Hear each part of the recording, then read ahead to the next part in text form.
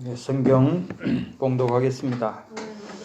함께 은혜 받으실 오늘 말씀은 갈라디아서 4장 1절에서 7절까지 보겠습니다.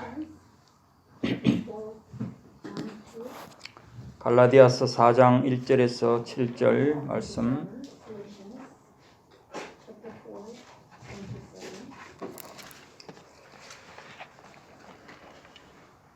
제가 봉독하겠습니다. 내가 또 말하노니 유업을 이을 자가 모든 것의 주인이나 어렸을 동안에는 종과 다름이 없어서 그 아버지가 정한 때까지 후계님과 청지기 아래에 있나니 이와 같이 우리도 어렸을 때 이 세상의 초등학문 아래에 있어서 종노릇 하였더니 때가 참에 하나님이 그 아들을 보내사 여자에게서 나게 하시고 율법 아래에 나게 하신 것은 율법 아래에 있는 자들을 속량하시고 우리로 아들의 명분을 얻게 하려 하심이라.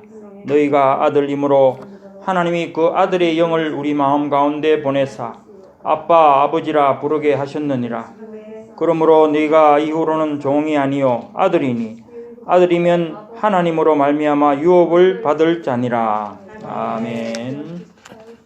하나님 감사합니다. 오늘 금요일 저녁에도 저희들을 주님 앞으로 부르시고 이렇게 말씀으로 함께 또 은혜 받을 수 있는 은혜를 베풀어 주심을 감사드립니다.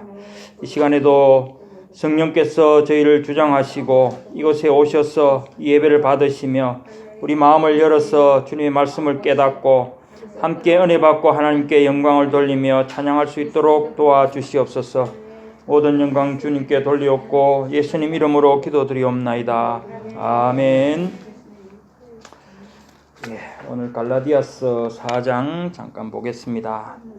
갈라디아서는 우리가 잘 아시겠지만은 내용적으로는 성도들이 얻는 율법으로부터의 자유 또는 우리 신앙생활에서 어떤 형식적인 것 그런 것에서의 자유를 말하고 있습니다.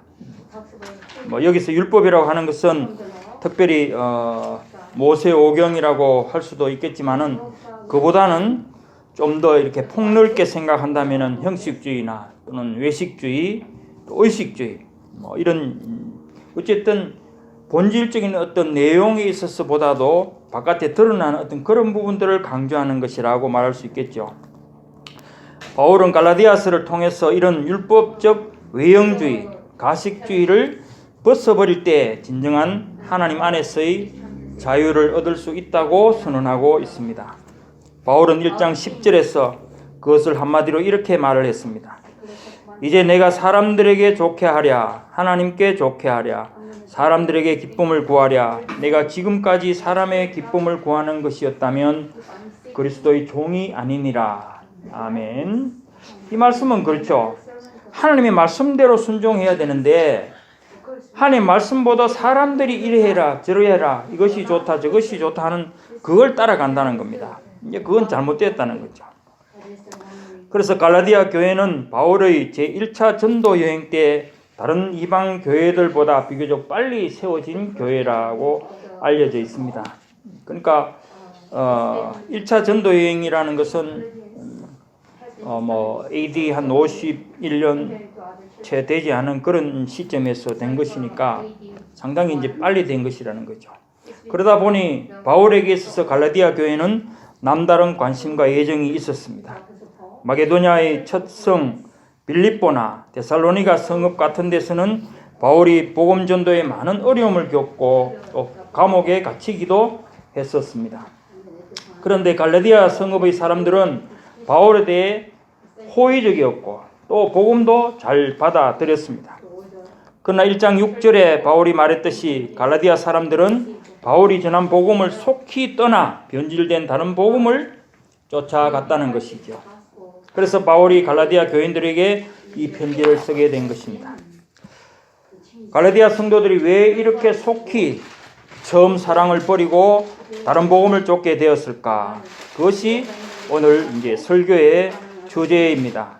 오늘 본문으로 이제 4장 1절에서 10절까지 우리가 읽었습니다만은 갈라디아 사람들의 신앙 상태를 살펴보고 그들에게 무엇이 문제가 되었는가를 알기 위해서는 사실 4장 1절부터 20절까지 그 내용이 쭉 들어있기 때문에 다 읽어야 되는데 오늘 그렇게 끝까지 읽지는 않았습니다. 그래서 간단하게 먼저 그 부분들을 한번 내용을 보기로 하겠습니다. 먼저 우리 읽은 오늘 1절부터 4절까지는 율법 아래 묶여있던 삶과 복음 안에서 자유한 삶을 대조시켜서 비유로 말해주고 있습니다.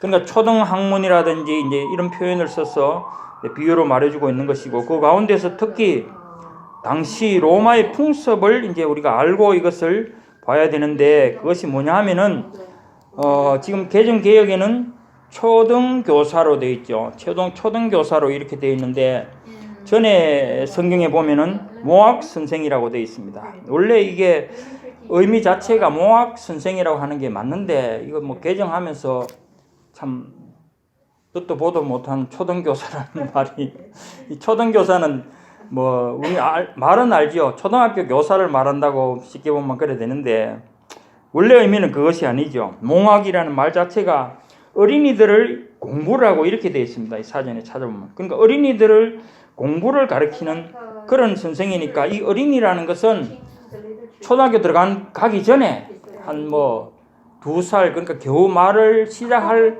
그때쯤부터 가르치는 거죠. 그러니까 그때부터 이제 시작해서 한 16살까지 가정교사죠. 그러니까 정상 교육으로보다 요즘 뭐 이렇게 보니까 도서관 같은데 전에 가보면은 방과 후에 어른들이 할아버지 같은 사람들이 애기들 데려와서 숙제도 가르쳐주고 이래 하는 걸 내가 본 적이 있는데, 아마 그런 뭐랄까 멘토랄까 뭐 좀 그런 것이 아닌가 싶은데, 어쨌든 몽학 선생이라는 것은 어린아이들을 이제 가르치는 노예 신분의 가정교사 이렇게 되어 있습니다. 당시 이제 그 로마 가정에서는 노예 중에 이제 똑똑한 사람을 아마 골라서, 물론 공부도 좀 하고 이런 노예 신분은, 그러니까 뭐 다른 나라에서 잡혀온 포로라든지 이런 노예들이 있지 않습니까? 그 중에서 똑똑한 사람을 아마 그 가정에 어린 아이들을 가르치도록 그렇게 한 것 같습니다. 그것을 이제 몽학 선생이라고 하는데, 이 몽학 선생은 아이에게 가정 예법도 가르치고 학교에 오갈 때 같이 가면서 길을 인도하는 그런 일을 했다고 합니다.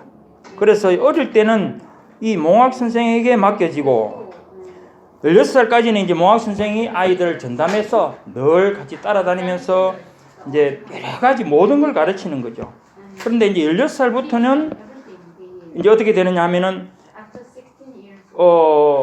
일반적인 교육이나 또 어떤 사적인 행위 같은 데서는 후견인 그러니까 후견인에게 맡겨지고, 재산권에 대해서는 청지기의 보살핌을 받게 된다. 이제 그렇게 알려져 있습니다. 여기 보면은 4장 2절에 보면 있죠. 그 아버지가 정한 때까지 후견인과 청지기 아래에 있나니 이렇게 되어 있습니다. 그러니까 아주 어릴 때는 16살까지는 몽학 선생이고, 16살부터 이 성인이라고 인정받는 25살까지는 후견인과 청지기 아래에 있다. 이제 그 말이죠. 이제 이것을 알면은 이제 이 몽학 선생이 무슨 말인가 우리가 좀 더 가까이 알 수 있을 것 같습니다. 그래서 로마 시민으로서 자유인의 신분이지만 아이 때에는 사실상 자유인이 아닌 것과 같다는 것을 말하는 것입니다. 그러니까 아버지가 직접 가르치고 아버지 하는 일을 뭐 따라서 다 할 수 있는 그런 것이 아니고, 몽학 선생인, 그러니까 노예인 몽학 선생의 가르침을 따라가니까 아들이지만은 아들 같지 않게 사는 거죠. 그러니까 몽학 선생 밑에서 살아간다는 그 말입니다. 그러니까 이 말은 무슨 말인가 하면은, 우리가 예수님을 믿기 전에는 율법 아래서 사는 그것을 바로 말하는 거죠. 그리고 또 여기 지금 4절에 나오듯이 때가 참에 이 말씀과 비교한다면은 예수님이 오시기 전에 유대인의 삶, 그것이 바로 이 몽학 선생 아래 사는 것이라는 그 말입니다. 결국 그것은 그렇게 사는 삶은 어른이 되어서 아버지 밑으로 들어가기 위한 그런 어떤 역할밖에 안 된다는 거죠. 결국 본질적인 아들로서의 삶을 사는 것이 아니다. 그런 것을 말해 주는 것입니다. 그래서 25세가 되든지 또는 그 이전이라도 아버지가 재량으로 정한 날이 되면은 성인으로 인정되고 모든 법률 행위가 가능하게 되고 공식적으로 그 아버지의 상속자로 인정을 받게 되는 것입니다. 그러니까 원래는 로마에서 25살이 돼야 성인이 되는데 모든 법률 행위가 가능한데 특별히 이제 아버지가 정해서 우리 아들은 똑똑하다든지 뭐 아니면 내가 나이가 많아서 빨리 법률 관계를 넘겨주고 싶다 이러면은 20살에도 우리 아들은 성인으로 내가 인정을 해준다 하고 상속권을 넘겨준다는 그 말입니다. 이제 그러니까 아버지가 어쨌든 정한 때에 그렇게 할 수 있다는 거죠. 그러니까 성도들도 그와 같았다는 말입니다. 모든 사람이 세상의 초등학문 아래서 종노릇하였다고 했는데 이것은 사람들이 그리스도의 복음이 아니라 세상의 온갖 귀신이나 우상 숭배 또는 철학적 원리들 한마디로 말하면 하나님을 알지 못하고 죄에게 종노릇하는 삶을 살았다는 것을 말하는 것입니다. 그러니까 이것은 유대인들은 특별히 율법 아래 사는 것을 말한다고 한다면은 이방인들은 하나님을 알기 전에는 온갖 우상 숭배, 철학적 원리 이런 것을 따라 산 삶을 말한다는 그런 말이죠. 그런데 하나님이 예정하신 때가 되어서 4절에 때가 참에라는 말씀입니다. 하나님께서 그 아들을 율법 아래 보내셔서 율법의 모든 요구를 성취하게 하시고 그로 인해 우리가 율법 아래 있던 죄의 노예 상태에서 속량을 받고 하나님의 아들이 되는 명분을 얻게 되었다는 것입니다. 그러니까 전에는 율법 아래서 율법에 매여 있던 그러니까 종의 신분과 같이 그렇게 살았는데 이제 예수님이 오심으로 인해서 그런 율법 아래서 죄의 노예 상태로 있던 그것을 모든 멍에를 죄의 사슬을 풀어버렸다는 거죠. 속량이라는 말은 값을 주고 사낸다는 말인데 노예를 풀어주기 위해서는 어떻게 합니까? 돈을 주고 그 노예를 사내야 되죠. 그것을 말하는 겁니다. 그래서 속량을 했다. 이제 표현이 이제 그렇게 나는 겁니다. 그래서 이제는 종이 아니고 아들이 되었으니 하나님을 아빠라 부를 수 있고 또한 아버지라 부를 수 있게 되었고 아들이니 당연히 하나님의 유업 곧 천국을 상속받는 상속자가 된 것이라는 말입니다. 오늘 7절까지가 이제 그렇습니다. 그러니까 갈라디아 교인들은 바울을 통해서 그리스도의 복음을 받을 때 모든 죄의 묶임에서 풀려났고 자유인이 되고 하나님의 상속자가 된 것입니다. 우리도 마찬가지죠. 죄의 종로로 사던 우리가 예수님을 믿고 구원을 받은 것은 이제 우리가 죄 아래 있지 않고 하나님의 아들로서 천국을 상속받은 것입니다. 그런데 갈라디아 교인들은 그런 하나님 아들의 신분, 곧 자유함의 특권을 누리지 못하고 다시 세상의 초등학문, 곧 율법으로 돌아가서 율법의 종노릇 하려고 했다는 것입니다. 그러니까 지금 바울이 가장 답답하게 생각하고 이 갈라디아 교인들에게 편지를 쓸 수밖에 없었던 이유 중에 가장 중요한 것은 실컷 가서 전도하고 가르쳐서 율법이 아닌 복음, 믿음으로 구원을 받는다고 다 가르쳐주고 했는데도 바울이 떠나고 나서 곧 얼마 되지 않아 속히 변질된 복음을 따라갔다는 거죠. 그것은 뭐냐? 바로 유대주의자들이 와서 성도들을 잘못된 길로 또 인도한다는 거죠. 그러니까 율법주의로 다시 들어가기를 말을 하는 거죠. 그것만 갖고는 안 돼. 그냥 믿음만으로는 안 돼. 율법 있잖아. 율법 그걸 지켜야 돼. 사람이 하나님이 주신 율법을 지켜야 돼. 그러니까 율법이라는 것이 물론 도덕적인 내용만 지킨다면 그거는 현대나 지금이나 뭐 과거나 똑같죠. 도덕적인 것은 변함이 없죠. 그러나 그것이 문제가 아니고 거기에 따른 의식법, 제사는 지내는 건 아니더라도 뭐 결례, 손을 씻는다든지 또 뭐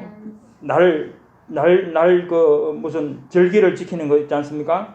유월절을 지킨다든지 뭐 초막절을 지킨다든지 이런 여러 가지들까지 다 해야만이 올바른 구원을 받는다. 이렇게 자꾸 부추기고 그렇게 하도록 자꾸 만들어 간다는 거죠. 그러니까 우리가 사실 이런 부분을 생각해 보면은 우리도 마찬가지죠. 우리도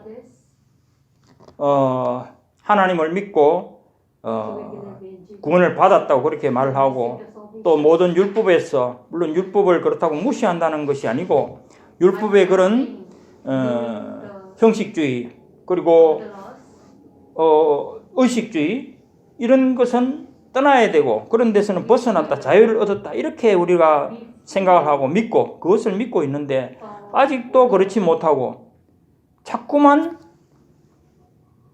거기로 끌어가는 그런 일들이 있다는 거죠. 그것은 결국 우리가 가장 그 심한 것이 죄의식 같은 이런 부분이 우리가 생각할 수 있는데요. 죄가 우리는 예수 그리스도를 믿음으로 말미암아 죄의 사함을 받고 그렇죠? 모든 죄에서 풀려났다고 말은 하는데 왜 자꾸 죄를 생각나게 하느냐?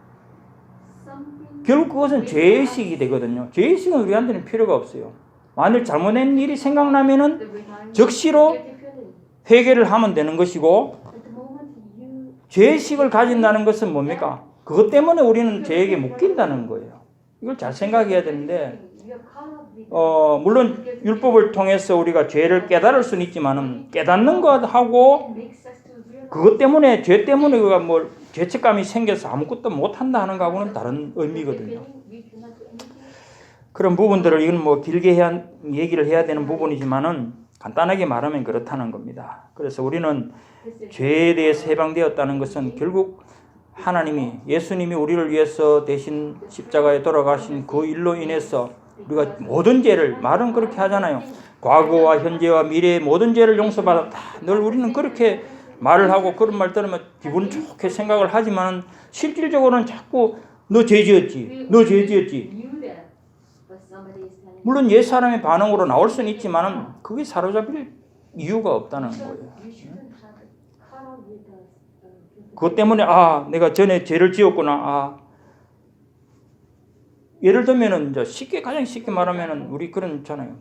바깥에서 뭐 사업상 일하다가 뭐 술을 먹었다. 그것 때문에 나 술 먹었으니까 이제는 교회 뭐 못 나가겠다. 뭐 죄 지었는데 못 나가겠다. 그런 식으로 삶이 되어 버리면은 안 된다는 거죠. 오히려 죄가 진짜로 그때는 우리를 잘못되게 하는 것이다. 그것이 바로 마귀의 속임수다. 우리는 그걸 알아야 된다는 겁니다. 지금 이제 갈라디아서에서 바울이 말하는 것이 중점은 그런 데 있는 겁니다. 자, 그래서 이제는 종이 아니고 그러니까 갈라디아 교인들은 바울을 통해서 그리스도의 복음을 받을 때에 모든 죄의 묶임에서 풀려났고 자유인이 되고 하나님의 상속자가 되었다 하는 것을 바울은 분명하게 다시 말을 하고 있는 것입니다.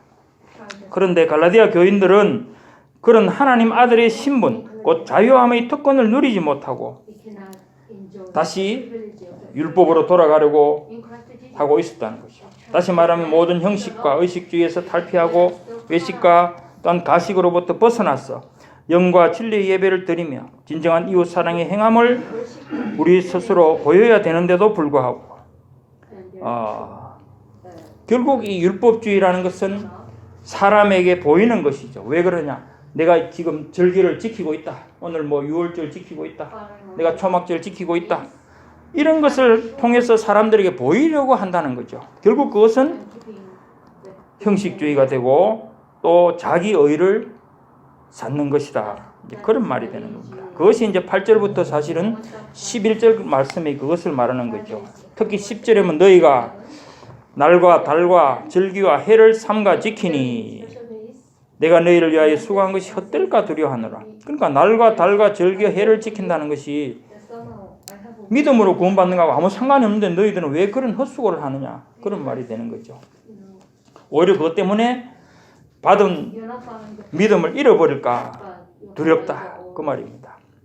그래서 사람이 사실은 이런 거죠. 사람이 옆에서 굶고 있고 병들어 아파하는데도 그것을 돌아보는 것이 아니라 영혼이 상처를 받고 죽어가고 있는데도 무슨 금식 일이니 속죄일이니 초하루니 하면서 날과 달과 절기와 해를 지키는 것이 무슨 의미가 있느냐는 것입니다. 그러니까 선한 사마리아인을 우리 생각해 보면 그렇죠. 강도를 만난 사람이 쓰러져 있는데 사실 레위인이나 제사장은 물론 뭐 그날이 어떤 날인지는 알 수는 없지만은 자기대로의 뭐 제사 때문에라고 생각할 수 있는 그런 일들이 있었다고 해서 그 사람을 버려두고 뭐 제사에 관계되는 일 때문에 간다고 치더라도 그런 일이 생길 수 있느냐, 이제 그런 얘기죠. 그런 것은 사람에게 잘 보이고 자기 의를 세우기 위한 것이지 결코 바른 복음에서 나오는 일은 아니라는 말인 것입니다. 이렇게 된 것이 이상하다는 겁니다. 바울의 눈에는 이렇게 되는 것이 이상하다는 거죠. 자기는 분명히 그렇게 안 가르쳤는데 자기가 떠난 사이에 왜 이렇게 되었느냐. 처음 복음을 받을 때에는 그렇지 않았는데 왜 그렇게 빠른 시간 안에 변질되었느냐는 것을 이제 12절부터 20절까지 이제 말씀을 하고 있는 겁니다. 그래서 12절부터 15절까지 내용을 보면 갈라디아 교인들은 바울을 해롭게 하지도 않았고 바울의 육체 연약함을 업신여기지도 아니하였고 버리지도 아니하였다고 했습니다. 특히 여기서 버린다는 말은 더러웠어 혹은 우리말로 부정타서 침을 뱉는다는 그런 뜻인데 그러니까 복음이 변질된 것을 따라가는 이유가 바울에 대해서 감정이 안 좋아서 들리는 소리에 의하면 뭐 바울은 뭐 눈병도 있고 간질도 있고 뭐 얼굴이 보잘것없고 그런 소문이 자꾸 그 들어오면서 흉을 잡는 소리를 들어와서 그걸 듣고 너희들이 변한 것은 아니지 않느냐 그 말이죠. 그 말을 하는 겁니다. 그러니까 내가 있을 때는 분명히 너희들이 뒤에 또 그런 말이 나오지만은 그런 바울의 연약 뭐 못생기고 뭐 어떤 그런 것 때문에 너희들이 변한 것이 분명히 아닐진데 왜 그런 일이 생겼느냐. 그래서 바울의 육체적 연약이 무엇인지 모르지만 그것 때문에 사람들로부터 그런 업신여김과 수모를 당할 정도의 상태였지만 갈라디아 교회의 성도들은 복음을 받을 때 그를 그렇게 대하지 않았다는 겁니다. 그러니까 바울이 물론 소문에 이제 지금까지 우리도 알고 있는 바로는 키도 작고 얼굴은 생김새가 형편이 없었다고 합니다. 그리고 말도 어눌하고 그런 이제 지식이 있기 때문에 그런 잘 쓰지만 그 편지 같은 거는 잘 쓰지만은 기본적으로 말을 하는 거 원래 좀 그런 부분도 있죠. 글 잘 쓰는 사람 말이 서툴고 이제 그런 부분이 또 바울이 그렇다는 거죠. 그리고 육체의 어떤 병을 분명히 뭐 눈병인지 간질인지 모르지만 앓고 있는 그것 때문에 갈라디아에 처음 가서 전도를 할 때 그 사실을 다 보고도 갈라디아 성도들이 그것에 개의치 않고 그 말씀을 받았다는 거예요. 오히려 바울을 천사와 같이 예수 그리스도와 같이 영접해 주었다고 그렇게 말을 하고 있지 않습니까? 그렇게 너희들이 나를 14절에 보면 있죠. 오직 끝부분에 오직 나를 하나님의 천사와 같이 또는 그리스도 예수와 같이 영접하였도다.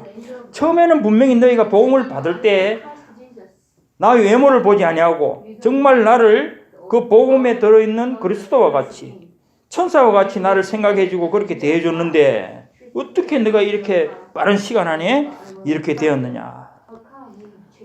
바울은 너무 좀 당황스럽기도 한 그런 상태에서 지금 말을 하고 있는 겁니다. 그래서 다시 묻기를 그는 15절에서 그러죠. 그런 복이 지금 어디 있느냐. 지금 다시 묻는 겁니다. 15절의 이 말씀은 그렇게 축복받은 너희 행실이 지금은 다 어디 갔느냐라는 겁니다.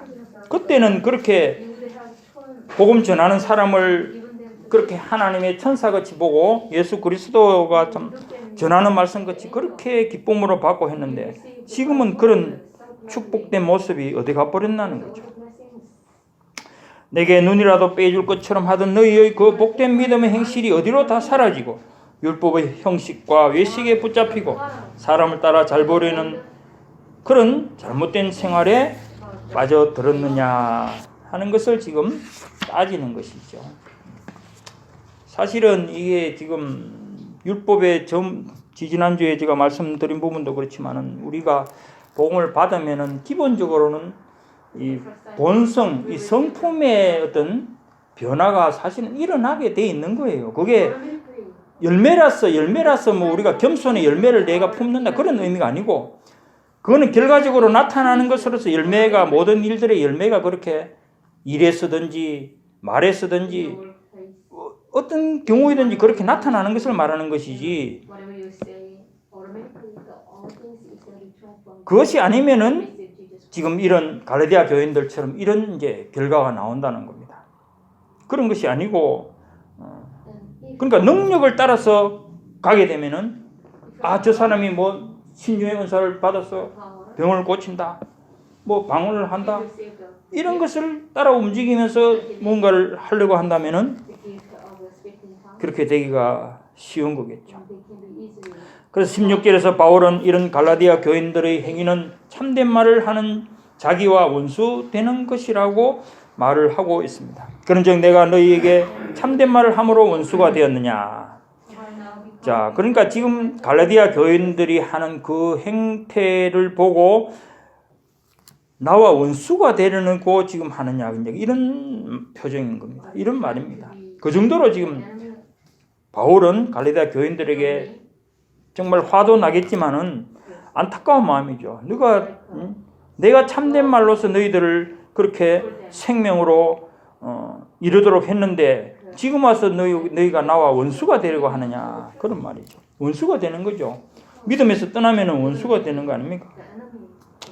다시 말하면 바울이 참된 복음을 전하고 그것을 너희가 그렇게 좋게 받았는데 이제 와서 그것을 버린 것은 그때 말한 모든 것을 잘못된 것으로 돌리고 나를 원수처럼 여기는 것이 아니냐 하는 말이라는 말이죠.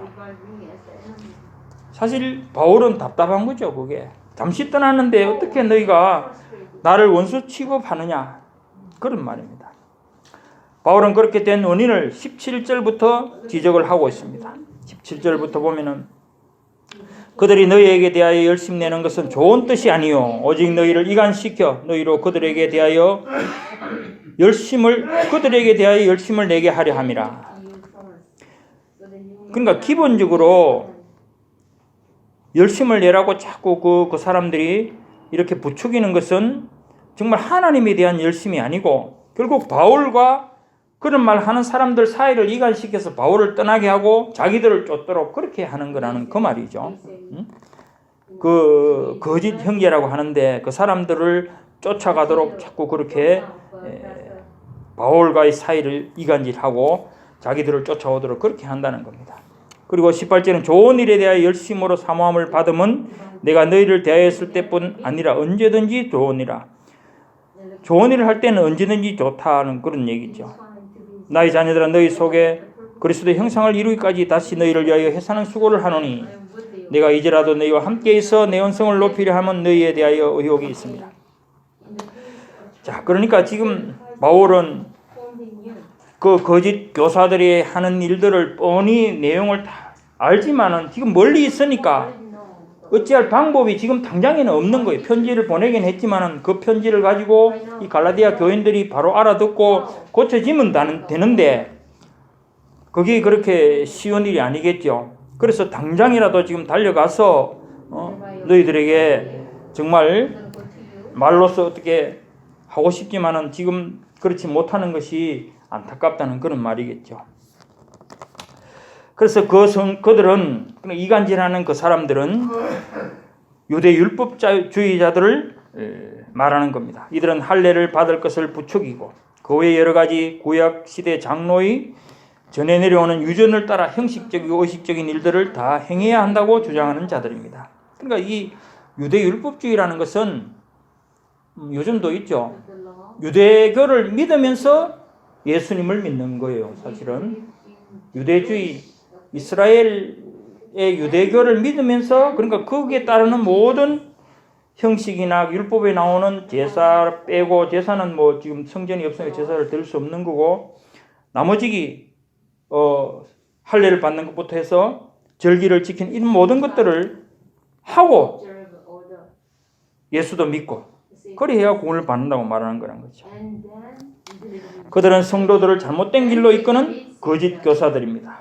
갈라디아 교인들을 미혹하는 거짓 교사들은 겉으로는 열심을 냈지만 실상은 신실하지도 않고 정직하지도 않은 자들이었습니다.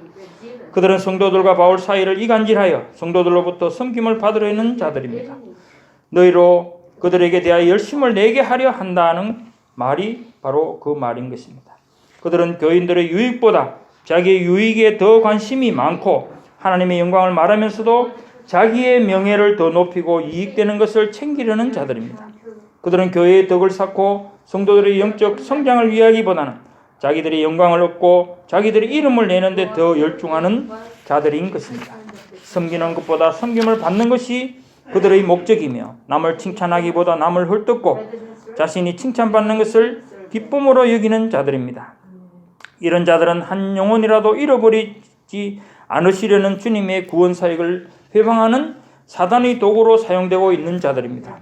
왜 그런가 하면은 결국 그 말을 듣고 따라가면은 어떻게 됩니까? 믿음에서 떠나게 되니까 그건 사단의 도구죠. 믿음에서 떠나게 하는 건 사단의 도구라는 겁니다. 그건 볼 것도 없죠. 우리는 영의 눈을 크게 뜨고 이런 자들을 분별하여 교회를 해치는 일이 없도록 해야 할 것입니다. 바울도 말하기를 좋은 뜻으로 이런 열심을 낸다면 언제나 환영할 일이지만 그렇지 못한 것이 문제라는 것입니다. 그래서 19절에서 너희 속에 그리스도의 형상을 이루기까지 다시 너희를 위하여 아이를 낳는 것 같은 그런 고통과 수고라도 감내하겠다 하고 있습니다. 그러니까 처음 전도를 해서 그 이방 땅에 가서 예수 그리스도를 이제 신흥 종교 아닙니까? 아무도 모르는 그런 신흥 종교를 죽은 사람이 부활한다는 그런 처음 들어보는 그런 말을 가지고 복음을 가지고 우린 복음이지만 그 사람들 들을 때는 죽은 사람이 어떻게 다시 산다는 거야. 그 복음을 가지고 가서 그 갈라디아 교인들을 구해낸 것 아닙니까? 그것이 쉽지 않았다는 거죠. 그것이 마치 아이를 낳는 것 같은 그런 고통 속에 그 일을 해냈는데 지금 또다시 그 일을 지금 하도록 하느냐는 그 말이죠. 지금도 다시 그런 정도로 고통 속에서 너희들을 다시 가서 가르치고 그렇게 해야 되겠느냐 이제 그 말을 하는 겁니다. 그 정도로 지금 상황이 갈라디아 교회의 상황이 악화되어 있다는 거죠. 그리고 20절에서 바울이 갈라디아 교인들에 대하여 얼마나 애정을 갖고 그들을 생각하고 있는지 알 수가 있는 것입니다. 그 말은 편지로는 이렇게 엄하게 말하지만 너희를 만나면 너희들을 사랑으로 감싸고 온유함으로 격려하겠다는 말입니다. 그러니까 20절 중간에 보면 내 언성을 높이려 하면 너희에 대하여 의욕이 있습니다. 여기 지금 높이려 하면 돼 있는데 옛날 성에는 변하려 하면 돼 있거든요. 그러니까 기본적으로 이게 음성을 낮추고 부드러운 음성으로 한다는 이런 표현인데 여기는 지금 거꾸로 높인다고 되어 있어요. 그러니까 뭐 두 가지 중에 안에 생각하기를 지금 편지가 음성이 높은데 가서 너희들 확 꾸짖어서 너희들 정신 차리도록 확 꾸짖을까 그런 의미 같은데 실제로는 지금 갈라디아에서 강하게 말하고 있기 때문에 내가 너희들 가면은 사랑으로 너희들을 덮으며 내가 참 너희들 그렇게 해주고 싶다. 품에 안아주고 싶다. 이런 표현인 겁니다. 어쨌든 그것은 바울이 갈라디아 교인들을 그렇게 사랑하고 있다는 표현이라는 거죠. 그래서 20절까지 우리가 잠시 살펴보았는데 여기서 이제 다시 정리를 하자면 갈라디아 교회 성도들의 신앙상의 문제는 무엇이라고 할 수가 있겠습니까? 두 가지로 생각해 볼 수가 있습니다. 그 하나는 거짓 교사들, 즉 이단 사상에 잘 넘어가는 자들입니다. 귀가 얇아서 누가 한마디 하면 쉽게 한쪽으로 쏠리는 경향이 있었다는 것입니다. 그러니까 처음부터 굳은 심지가 있어서 확실한 믿음을 가지고 있었으면은 누가 와서 얘기하더라도 그 말에 귀를 기울이지 않을 텐데 그렇지 못했다는 거죠. 갈라디아 교인들은 처음에는 믿음으로 의롭게 된다는 바울의 가르침을 순수하게 받아들였습니다. 그런데 거짓 교사가 와서 율법을 지키고 할례도 받고 선하게 살아야 구원을 받는다. 다시 말하면 바울의 말을 따르지 말고 내 말대로 해야 복받고 잘 산다고 가르치니까 그게 더 솔깃해진다는 거죠. 자, 참 이런 말씀을 보면은 저도 지금 중간에 지금 또 하면 시간이 어떻게 될지 모르는데 이래 생각을 해보면요, 로마 천주교나 이런 데는 아주 믿기 쉽게 되어 있는 것 같아요. 아주 믿기 쉽게 편하게 막 와서 미사 드리기만 하면 의인, 요 하나 딱 넣어주면 모든 죄가 없어지고, 또 누구 신부한테 와서 고백선서 하면 또 의인, 자, 또 돈 헌금 좀 하면 또 없어지고, 또 선행 한 가지 하면 또 없어지고, 너무 진짜 편하게 된 그런 아무 죄책감이 생길 수가 없을 것 같아요. 응? 지어도 와서 일주일에 한 번씩 오면 돼요. 무조건 그것만 해도 충분히 되는 거라. 거기에 비하면은 어렵다고 생각할지 몰라도 우리는, 근데 그거는 거짓말이죠. 거짓말인 거예요. 예수님이 피 흘려 참 돌아가신 그 공로를 헛것으로 만들어 버린다는 거죠. 자기 공로로 다 만들잖아요. 내가 돈 주고, 내가 선한 일 하고, 내가 예배 참석하고, 내가 다 해서 내 의로 구원받는 게 결국 로마 천주교라는 것을 여러분들 잘 아시고, 쉬운 것이 구원의 길이 아니다. 좁은 문으로, 좁은 길로 가는 것이 여야 된다. 예, 믿으시길 바랍니다. 자, 그러나 바울은 1장 7절과 8절에서 다른 복음은 없나니 다만 어떤 사람들이 너희를 교란하여 그리스도의 복음을 변하게 하려 함이라. 그러나 너희나 우리나 혹은 하늘로부터 온 천사라도 우리가 너희에게 전한 복음 외에 다른 복음을 전하면 저주를 받을지어다 라고 단호하게 선언했습니다. 바울은 진짜 이 저주를 받을지어다 이 표현을 진짜 무서운 표현인데도 쓰고 있어요. 보면은 그건 맞죠. 함부로 이 복음을 변질시키는 자들은 저주를 받을 일을 하고 있는 거예요. 내가 아니라도 하나님께서 하시겠지만은 담대히 그 말을 할 수 있는 바울이라는 걸 우리는 생각하시고, 우리도 죄에 대해서는 이렇게 저주를 하고 쫓아내고 죽이고 하는 필요가 있는 겁니다. 참는 것이 죄를 참아내는 것이 아니고. 그리고 갈라디아 교회의 또 다른 영적인 문제는 신앙이 자라지 않았다는 것입니다. 이 신앙이 자라지 않는다는 문제는 초대교회는 늘 그런 게 있는 것 같아요. 왜 그런가 하니까 저번에도 말씀을 드렸듯이 우리는 이 66권을 가지고 있어서 언제라도 이 책을 보면 돼요. 이 성경책을 보고 읽으면 되는데, 그때 당시에는 이것이 없으니까 듣는 걸로만 그걸 하잖아요. 그리고 완벽하게 되어 있는 것도 아니고, 어쩌다가 바울이 전해주고 베드로가 또, 근데 참 기동량으로 한다는 게 잊어버리기가 쉽고, 그리고 그 분량이 작잖아요. 그렇기 때문에 신앙이 자란다는 게 상당히 힘이 들었지 않겠느냐, 그런 생각이 들어요. 그러니까 초보적인 신앙, 예수 믿으면은 구원받는다. 그러니까 부활, 저번에 말했듯이 부활, 세례, 또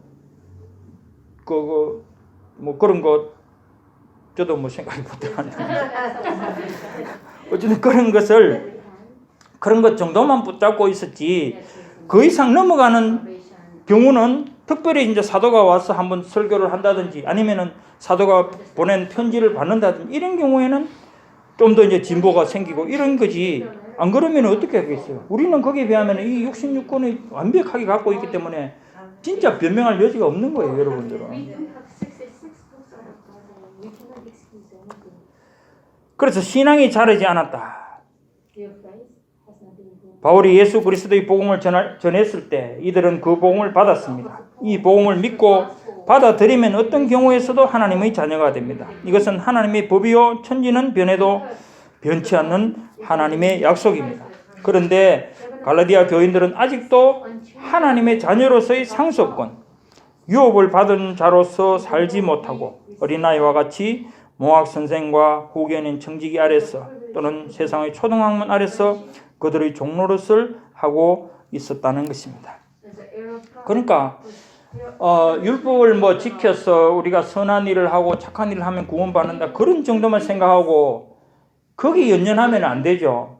그것보다 높은 것이 뭡니까? 우리는 하나님의 자녀로서 천국에 가는 삶, 영생을 누린다 하는 그것을 바라보고 올라가야 되는데, 아직도 땅의 것을 보면서 이것을 해야 되고 저것을 해야지 되고 하는 그게 얽매인다는 거죠. 그래서 여기 이제 초등교사니 뭐 모학선생이니 후견인 청지기 초등학문 이런 용어들이 이제 무엇을 말하는가 하면은 바로 세상적인 것들 또 하나님보다 더 중요하게 여기는 세상의 우상들을 말하는 것이라고 우리는 볼 수가 있는 것입니다. 하나님의 말씀을 모르고 성경의 교리를 모르면 그렇게 될 수밖에 없는 것입니다. 기준 없는 삶을 살고 하나님의 말과 선동에 쉽게 넘어가는 것입니다. 그러니까 제가 계속 말씀을 드리는 것이 성경을 알아야만이 우리의 삶이 그 성경을 근거로 우리의 삶이 이루어진다는 거예요. 다윗이 왜 훌륭한 인물로 하나님의 마음에 합한 자가 되었느냐? 그러면 그 다윗의 삶을 우리가 알아야 된다는 거죠. 따라간다는 거죠. 바울이 어떻게 살았느냐? 그럼 바울이 어떻게 했는지 우리가 알아야지. 나는 참 바울 같은 전도자가 되고 싶어 하면은 그 삶을 살아내야 된다는 거죠. 그런 면에서 모든 삶의 근거가 되고 기준이 되고 표준이 되는 것이 바로 성경이다. 이건 분명하다는 거죠. 그러면은 이 성경을 알아야 되지. 모르면은 얘기 자체가 안 되는 거죠. 그래서 보면은 지금도 말씀 좋다고 이리로 가고 말씀 좋다고 저리로 가는 사람들은 실제로 성경 읽는 사람이 절대 아니에요. 그런 사람은. 그저 듣는 거 좋아서 그냥 앉아서 듣는 거 좋아서 아멘 아멘 하는지는 몰라도 그런 사람은 성경은 아마 모를 것 같아. 내 생각에는. 성경 보지는 않아요. 성경을 알면은 뭐 그게 더 달고 오묘한 말씀이 성경 말씀이지. 말씀 좋다고 일로 몰려다니고 절로 몰려다니고 그런 것은 잘못된 신앙인 것을 알아야 된다는 거죠. 자, 그러다 보니 하나님보다 자신의 자존심과 명예와 권세와 자랑거리를 더 좋게 여기고 하나님보다 돈, 하나님보다 지식, 하나님보다 남편, 하나님보다 아내, 하나님보다 직장을 더 중요하게 생각하고 다른 사람을 섬기기보다 섬김받기를 더 좋아한다는 것입니다. 하나님 앞에 참 두려움을 느끼지 않을 사람이 없죠. 하나님께 예배 드리는 것보다 사람들에게 잘 보이기 위해 웃고 즐기는 것을 더 좋아하고 하나님의 말씀보다 거짓된 입술의 달콤한 말을 더 좋아하는 것입니다. 바울은 이런 미성숙한 신앙에 대하여 너희 속에 그리스도의 형상을 이루기까지 다시 너희를 위하여 해산하는 수고를 한다고 했습니다. 믿음이 자랐어. 그리스도의 장성한 분량에 이르기까지 이르도록 하기 위해서 성도들은 날마다 말씀을 읽고 묵상하며 배우고 가르치며 기도하고 모이기를 힘써야 하는 것입니다. 그렇게 할 때 우리는 거짓 교사들의 미혹에 빠지지 않고 자신을 지켜낼 수 있으며 하나님의 자녀로서 우리가 받은 엄청난 특권과 최상의 혜택을 받아서 누릴 수가 있는 것입니다. 자, 그러면 이제 끝으로 본문에서 말씀하고 있는 종처럼 사는 것은 무엇이며 반대로 자녀처럼 사는 것은 어떤 유익이 있는지 살펴보겠습니다. 종처럼 사는 것이 무엇인가? 종은 당연히 상전에게 매여 있고 상전이 시키는 대로 끌려다니며 사는 것이죠. 본문에서 바울은 분명히 갈라디아 교인들의 신분 자체가 종이라고 말하고 있지 않습니다. 이미 바울 자신을 통해서 복음을 받았으면 당연히 하나님의 유업을 이을 하나님의 자녀가 되었다는 것입니다. 그런데도 갈라디아 교인들은 종처럼 어리석게 살아가고 있다는 것이 바울의 안타까움이었습니다. 어떻게 보면 갈라디아 교인들은 아직 몽학 선생 아래에 있는 어린아이 같기도 하고 후견인과 청지기 아래에 있는 자 같기도 하다는 것입니다. 주인의 아들은 후견인과 청지기 위에 있어야 하는 자유인이지만 주인인데도 종의 아래에 매여 있고 끌려다니며 사는 모습을 보니 얼마나 답답하고 안타까운 일이겠습니까? 그러니까 율법에 대해서 자유함을 누리고 하나님에 대해서 우리의 삶이 이루어져야 되는데 오히려 그렇지 못하고 종처럼 율법에 죄에 매여 있다는 그것이 너무 안타깝다는 거죠. 율법을 지키며 살아야 한다는 거짓 교사들의 주장은 바로 형식주의와 가식주의라고 하는 틀에 붙잡혀서 참된 하나님 사랑과 이웃 사랑이라고 하는 율법의 본질을 성취하지 못하는 거짓 신앙인 것입니다. 말로는 믿음이라고 하지만 그들은 선행을 요구하고 섬기는 것을 조건으로 복을 주는 것처럼 위장하는 것입니다. 결국 착한 일을 해야 된다, 섬김을 해야 된다. 물론 섬기고 착한 일을 한다는 것 자체가 잘못됐다는 건 아니죠. 잘못됐다고 할 수는 없죠. 그러나 그것을 통해서 너가 복을 받는다, 너가 그것을 통해서 구원을 받는다, 이렇게 할 수는 없다는 그 말입니다. 그런데 거짓 교사들은 그렇게 말한다. 그러니까 로마 천주교라든지 또 그런 사람들은 그렇게 말을 하는 겁니다, 실제로.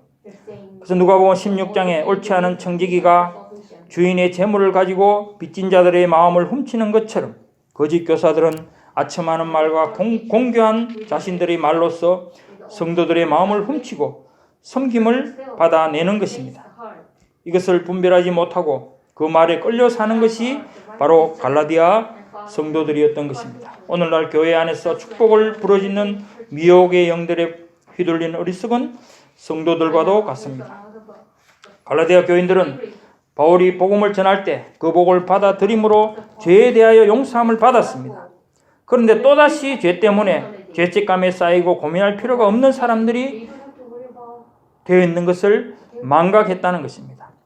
그런데도 교회에서 신앙생활 좀 제대로 해보고 봉사도 해보려고 하면 자기의 부족함과 옛날에 잘못했던 죄로 인해 기가 죽어서 나는 못해, 할 수가 없어 하며 뒤로 물러서는 것, 이것이 바로 죄의 종이고 죄의 노예가 된 모습이라는 거죠. 이게 사단의 속임이라는 겁니다. 결국 예수 그리스도가 나를 위해서 대신 죄값을 치르고 돌아가셨다는 것을 우리가 확신하면은 결코 그런 일이 생길 수가 없다는 거죠. 흔히 우리는 그렇게 생각할 수도 있습니다. 그런 말을 하는 사람이 있죠, 실제로. 주일도 잘 못 지키는데, 지난주도 빠졌고, 이번 주도 막 갈라가기 미안하고, 다음 주에 갈게. 그런 거 있을 수 있죠. 그리고 11조도 안 하는데, 직분 받으면 뭐 하겠노? 이런 생각들. 그런 생각을, 그거는 바꿔야 된다는 거죠. 방향을 전환해야 된다는 겁니다. 그것이 물론 잘했다는 것이 아니고, 그것을 빌미로 우리가 그런 죄책감 때문에 신앙생활을 망쳐버리면 안 된다는 거죠. 가장 어리석은 짓이 그것이라는 겁니다. 옛날에 사실 그런 건 아니습니까? 그런 말까지 하면은 하긴 하겠지만은 어쨌든 그런 일이 있더라도 교회를 나오고 기도도 하고 성경도 읽고 하는 것이 오히려 더 나은 신앙생활이라는 거죠. 그래서 주일도 못 지키면서 11조도 못하면서 뭣도 못하면서 무슨 성도라는 거야, 이런 말 스스로 하는 것뿐만 아니라 또 남에 대해서도 그런 말을 할 수가 없죠. 물론 기본적인 것이긴 하지만은 그렇다고 해서 우리 스스로 거기에 대해서 죄책감 같은 그런 감정을 가질 필요는 없다는 거죠. 그것이 바로 사단이 우리를 속이는 일이다. 그러나 그것이 올무가 되어 성도를 옥죄고 무엇을 시작할 마음조차도 갖지 못하게 하고 나아가 교회에 나오고 싶은 마음도 빼앗는다면 그것은 잘못된 죄책감 때문에 그런 것입니다. 말씀을 통해 하나님이 주시는 죄책감을 우리로 하여금 죄를 깨닫게 하고 회개하게 하는 것이지만 단순히 옛날의 죄가 생각나고 자기의 잘못에 대해서 자책하는 마음이 생기게 하는 이런 것은 사단의 속임수라는 것을 알아야 하는 것입니다. 사단은 이미 용서받은 죄에 대하여도 죄책감을 갖게 하고 그것을 이용해서 우리를 죄에 묶어두고 우리를 하여금 하나님께 담대히 나아가지 못하게 우리를 속이는 것입니다. 요한일서 1장 9절에는 이렇게 말씀을 하고 있습니다. 만일 우리가 우리 죄를 자백하면 그는 미쁘시고 의로우사 우리 죄를 사하시며 우리를 모든 불의에서 깨끗하게 하실 것이요. 그러니까 가끔 하듯이 우리가 자범죄에 대해서는 발을 씻는다 그랬잖아요. 온몸을 깨끗해지는데 발을 씻어야 되는 이유라고 했잖아요. 그것을 우리가 알면 되는 거예요. 혹시 우리가 잘못하여 범죄하였다 하더라도 우리는 그것을 아는 즉시 하나님 앞에 회개하기만 하면 용서함을 받고 깨끗하게 되기 때문에 우리는 이미 지나간 죄들에 대하여 또 회개한 죄들에 대하여 죄책감을 가질 필요가 없습니다. 그러니까 회개는 안 하고 잘못했는데 그런 말 하지 말라는 거죠. 그런 생각하지 말라는 거죠.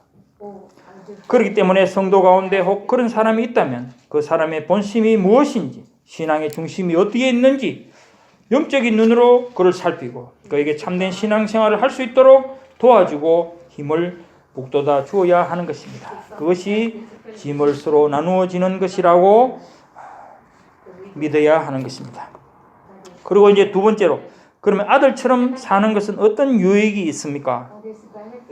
아들처럼 사는 것, 우리가 정말 하나님의 아들이라고 말은 하면서 과연 어떻게 사는 것이 하나님의 아들이고 우리에게 어떤 유익이 오느냐? 물론 뭐 유익이라는 것이 그걸 보상처럼 생각하고 당연히 우리가 받아야 할 것으로 생각할 것은 아니죠.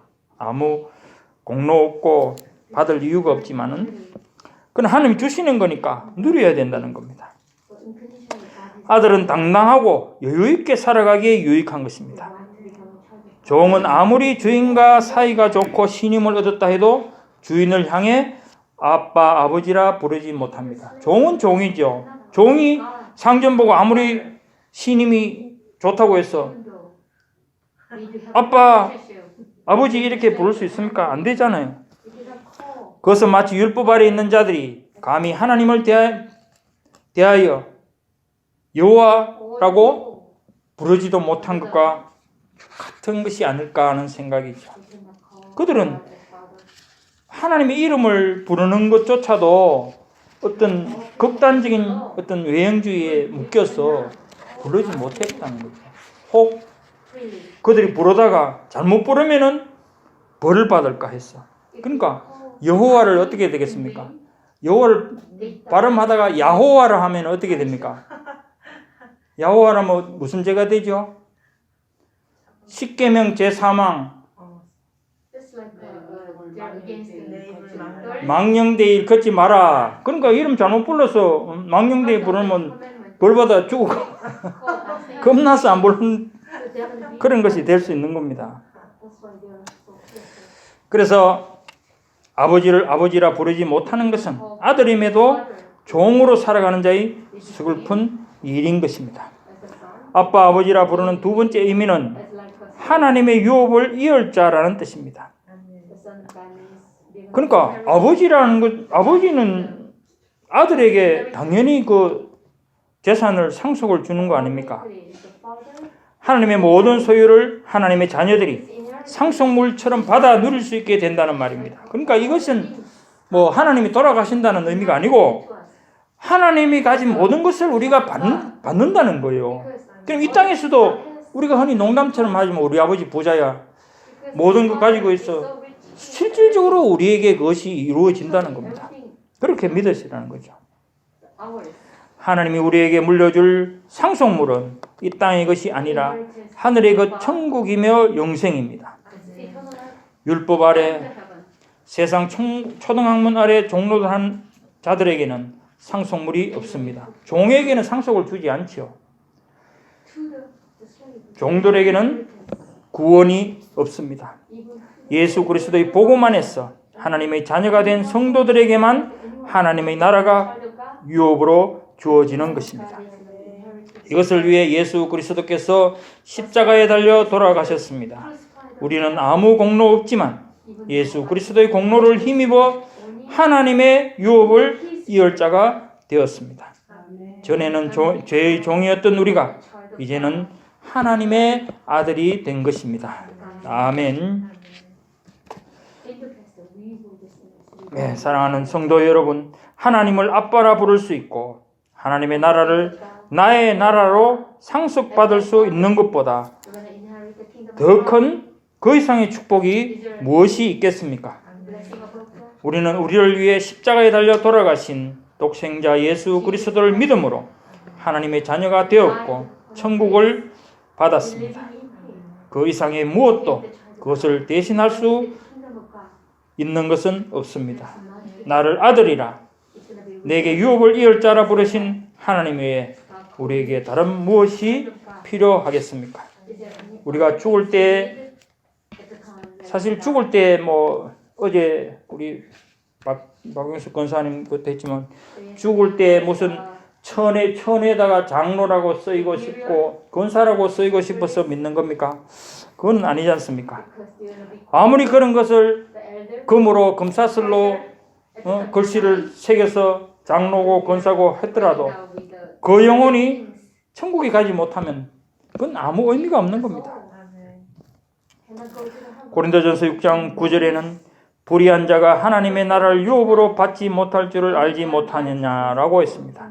또 갈라디아서 5장 19절에는 육체의 일은 현저하니 곧 음행과 더러운 것과 호색과 우상 숭배와 술수와 원수를 맺는 것과 분쟁과 시기와 분냉과 당짓는 것과 불리함과 이단과 투기와 술 취함과 방탕함과 또 이와 같은 것들이라. 전에 너에게 경계한 것 같이 경계하노니 이런 일을 하는 자들은 하나님의 나라를 유업으로 받지 못할 것이요 라고 했습니다.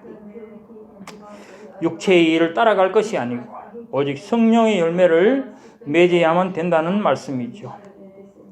아무쪼록 죄의 굴레를 벗어버리고 불의한 자가 되지 말아서 하나님의 나라를 유업으로 받는 저와 여러분들이 다 되시기를 주님의 이름으로 축원을 드립니다. 아멘. 기도하겠습니다. 하나님 감사합니다. 우리 아버지가 되어주셔서 감사를 드립니다. 모든 영광 하나님께 돌리옵고 우리의 죄가 정말 태산보다도 크고 높지만은 그러나 우리 죄를 사하시기 위해서 독생자 외아들을 보내주시고 그 외아들로 말미암아 우리를 자녀 삼아주신 하나님께 감사를 드립니다. 우리 삶 속에서 우리를 얽매이는 모든 것들을 파하여 주시고 하나님을 믿는 믿음으로 자유하게 하여 주시옵소서. 우리의 신앙을 흔드는 거짓 양심들로부터 우리를 지켜주시고 복된 하나님의 자녀의 자리를 빼앗기지 않도록 붙잡아 주시옵소서.